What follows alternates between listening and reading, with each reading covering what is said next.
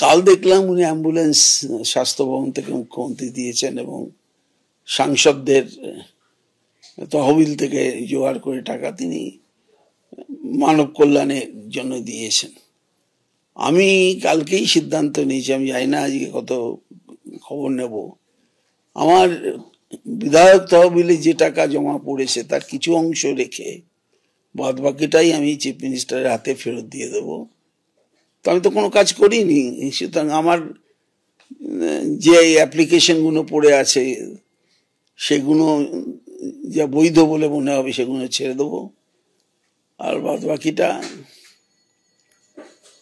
মুখ্যমন্ত্রীর কাছে পাঠিয়ে দেবো, যাতে অ্যাম্বুলেন্স তিনি যেটা দিচ্ছেন তাতে অন্তত আমিও কিছুটা দিলাম, তাতে নিশ্চয়ই কিছু কেনা যাবে। 100টা কিনেছেন, আমি হয়তো 5টা কিনে দিতে পারবো, 10টা কিনে দিতে পারবো, উনি কিনে দেবেন। আর বেহালা পশ্চিমের বিদ্যাসাগর হাসপাতালের জন্য একটা দেবেন, এটা আমার আবেদন।